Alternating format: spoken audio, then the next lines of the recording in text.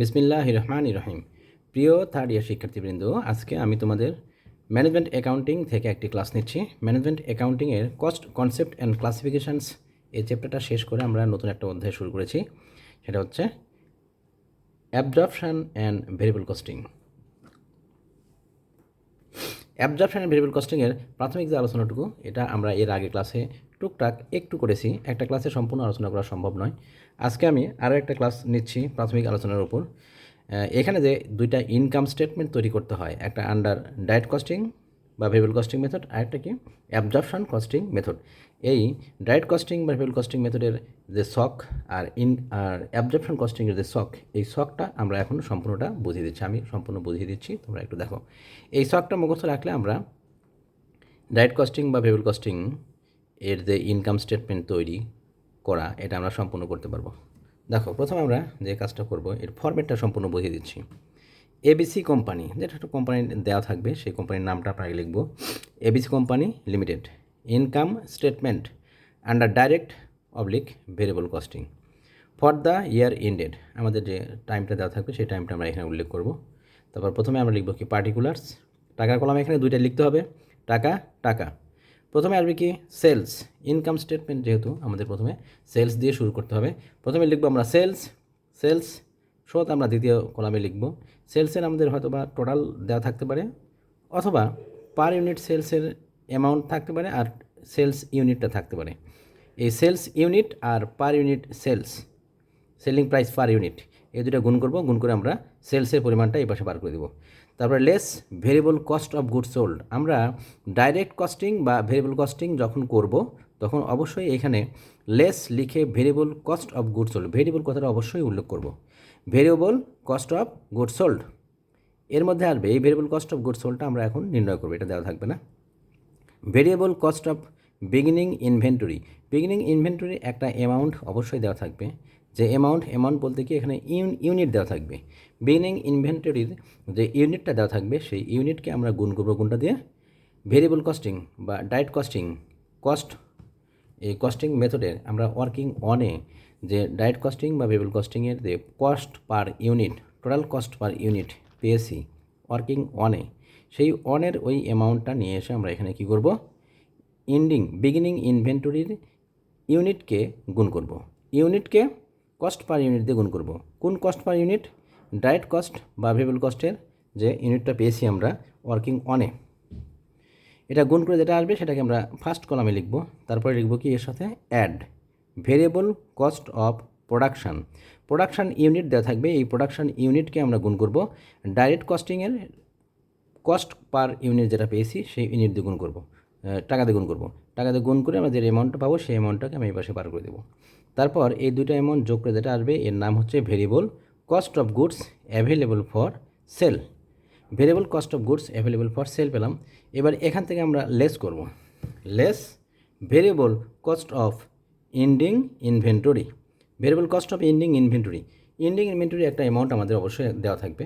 এবার এই ending ইনভেন্টরির amount বলতে কি ইউনিটকে আমরা গুণ করব ডাইরেক্ট কস্টিংয়ের কস্ট পার ইউনিট দিয়ে।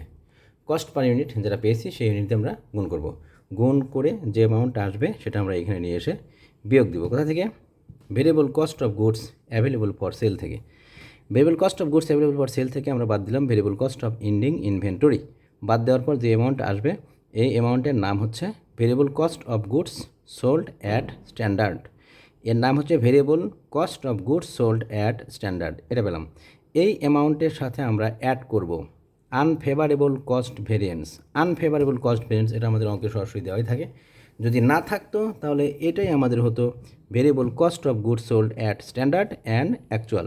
আর যদি দেওয়া থাকে আনফেভারেবল কস্ট ভেরিয়েন্স বা ফেভারেবল কস্ট ভেরিয়েন্স, তাহলে আমরা কী করব, আনফেভারেবল দেওয়া থাকলে এর সাথে আমরা যোগ করব, অথবা লেস করব কোনটা, ফেভারেবল কস্ট ভেরিয়েন্স। যদি ফেভারেবল কস্ট ভেরিয়েন্স দেওয়া থাকে তাহলে আমরা লেস করব, আর আনফেভারেবল যদি দেওয়া থাকে তাহলে এর সাথে আমরা কী করব, যোগ করব।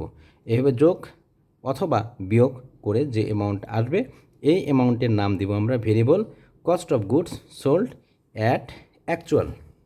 Variable cost of goods sold at actual এর মান পাবো আমরা এই পাশে যেটা আসবে এটাকে। এই variable cost of goods sold at actual এটা আমরা বাদ দিব কোথা থেকে, উপরে যে সেলস পেয়েছি সেই সেলস থেকে বাদ দিব। একদম উপরে আমরা ফার্স্ট সেকেন্ড কলামে লিখেছিলাম সেলসের পরিমাণটা, ওই সেলস থেকে আমরা এখন এখানে বাদ দেবো কি variable cost of goods sold at actual. এটা বাদ দিলে যে অ্যামাউন্ট আসবে এই অ্যামাউন্টের নাম হচ্ছে গ্রস কন্ট্রিবিউশন মার্জিন। এর নামই হচ্ছে গ্রস কন্ট্রিবিউশন মার্জিন। এটা পেলাম। এবার এই গ্রস কন্ট্রিবিউশন মার্জিন থেকে বাদ দিব, লেস করব variable marketing and administrative expense. The variable marketing and administrative expenses এই গ্রস কন্ট্রিবিউশন মার্জিন থেকে বাদ দিলে যে অ্যামাউন্ট আসবে এর নাম হচ্ছে net contribution margin. Net contribution margin পেলাম আমরা এই অ্যামাউন্টটা। এবার এই নেট কন্ট্রিবিউশন মার্জিন থেকে বাদ দিব fixed cost, less fixed cost. এই ফিক্সড কস্ট এখানে দুইটা আসবে, ফিক্সড ফ্যাক্টরি ওভারহেড আর একটা আসবে fixed marketing and administrative expense. এই দুইটা অ্যামাউন্ট আমরা যোগ করব, যোগ করে এ পাশে পার করে দেবো। পার করার পর এটার থেকে আমরা বাদ দিব নেট কন্ট্রিবিউশন মার্জিন থেকে আমরা বাদ দিব কি ফিক্সড কস্টটা। ফিক্সড কস্টের পরিমাণ বাদ দিলে যে অ্যামাউন্ট আসবে নিচে এটাই হচ্ছে নেট ইনকাম। নেট ইনকাম কোন পদ্ধতিতে পেলাম এটা আমরা আন্ডার ডাইরেক্ট কস্টিং বা ভেরিয়েবল কস্টিং মেথডে। এখন absorption costing method, absorption costing মেথডের আমরা ইনকাম স্টেটমেন্টটা কীভাবে করতে হচ্ছে এটা এখন দেখাচ্ছি।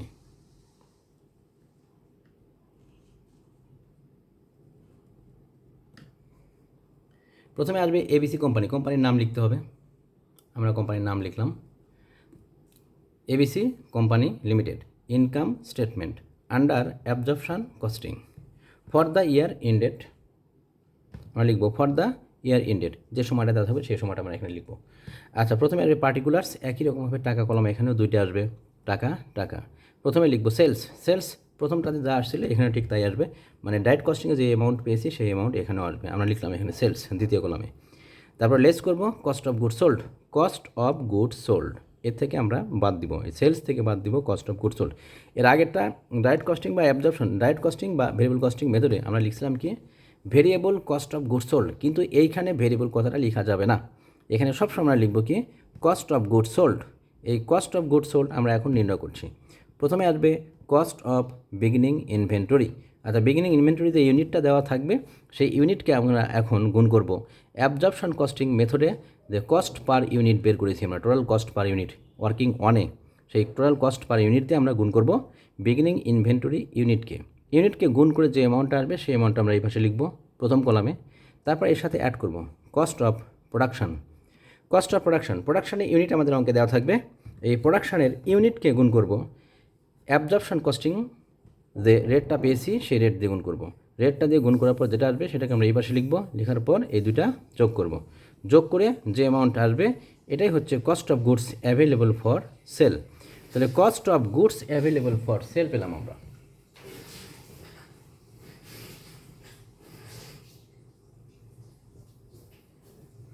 Cost of goods available for sale, cost of goods available for sale থেকে আমরা লেস করব cost of ending inventory, cost of ending inventory. এখন এন্ডিং ইনভেন্টরি ইউনিটটা দেওয়া থাকবে, এই ইউনিটকে আমরা গুণ করব অ্যাবজর্পশন কস্টিংয়ের যে রেটটা পেয়েছি সেই রেট দিয়ে গুণ করব, গুণ করে আমরা এই পাশে লিখব, আর এটা আমরা এখান থেকে বাদ দেবো। কোথা থেকে?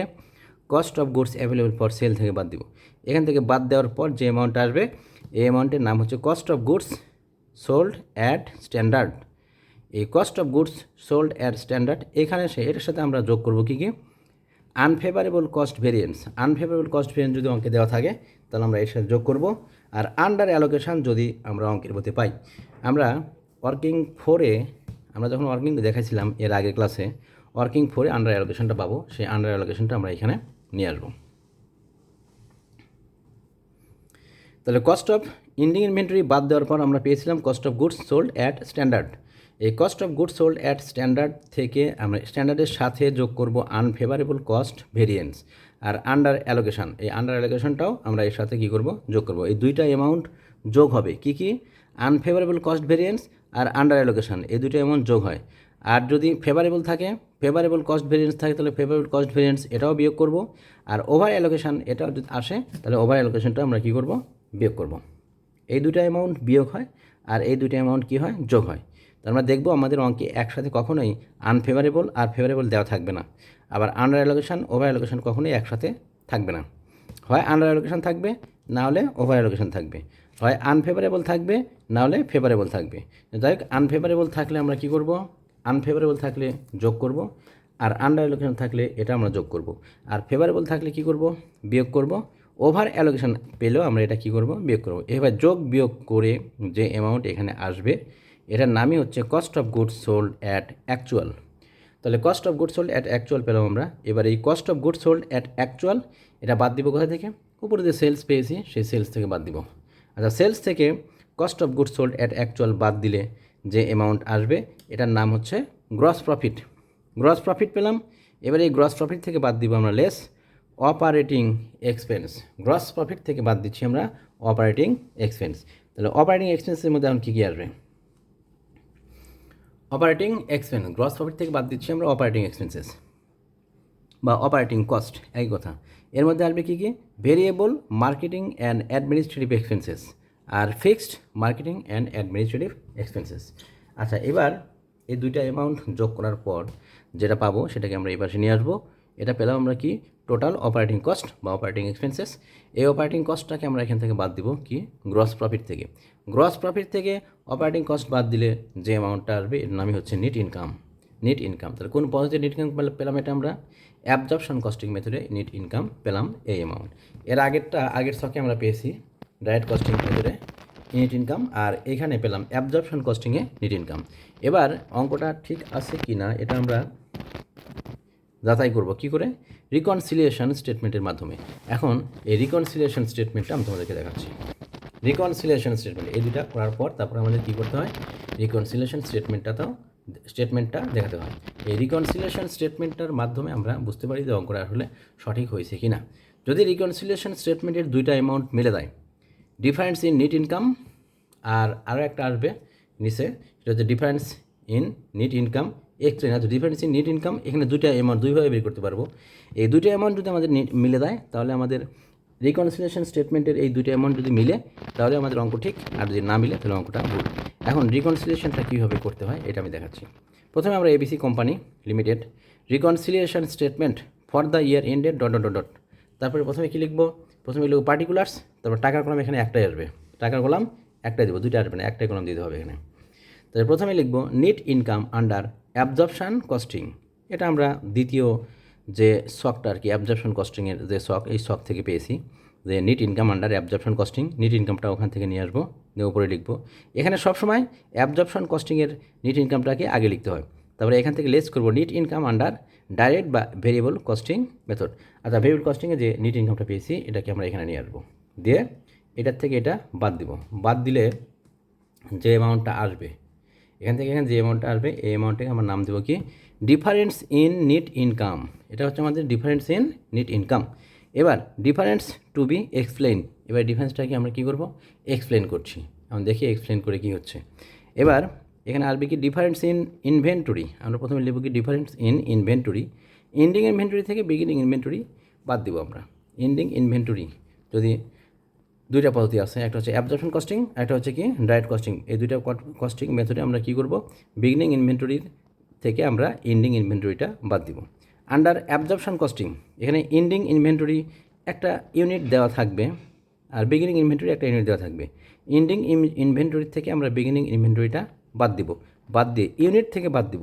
ইউনিট থেকে বাদ দিয়ে যেটা পাবো আমরা ওটাকে গুণ করবো কোনটা দিয়ে, রেট দিয়ে। কোন রেট, অ্যাবজর্পশন কস্টিংয়ে আমরা পার ইউনিট কস্ট বা টোটাল কস্ট পার ইউনিট যেটা বের করেছি ওয়ার্কিং নাম্বার 1-এ, সেটা দিয়ে আমরা গুণ করবো। গুণ করলে যেটা আসবে সেটাকে আমরা এখানে বার করে দেবো। তারপরে আন্ডার ডাইরেক্ট কস্টিং, এখন ডাইরেক্ট কস্টিংয়ে কী করতে হবে, এখানে ঠিক একই রকমভাবে এন্ডিং ইনভেন্টরি থেকে বিগিনিং ইনভেন্টরি বাদ দিব। আচ্ছা, এন্ডিং থেকে বিগিনিং বাদ দেওয়ার পর যেটা আসবে এটাকে আমরা রেট দিয়ে গুণ করবো। কোন রেট, ডাইরেক্ট কস্টিংয়ের যে রেটটা পেয়েছি সেই রেট দিয়ে গুণ করবো। গুণ করে যেটা আসবে সেটাকে আমরা এই পাশে বার করে দিব। তারপর এই অ্যামাউন্ট থেকে এই অ্যামাউন্টটা বাদ দিব। বাদ দিলে যেটা আসবে এটাকে বলবো difference in net income explained. এই অ্যামাউন্ট আর এই অ্যামাউন্টটা যদি মিলে যায় তাহলে আমরা বলবো কি আমাদের অঙ্ক ঠিক। এই ছিল আজকের ক্লাসটা। আজকে এই পর্যন্তই থাক। তোমরা সবাই ভালো থাকো। আল্লাহ হাফেজ।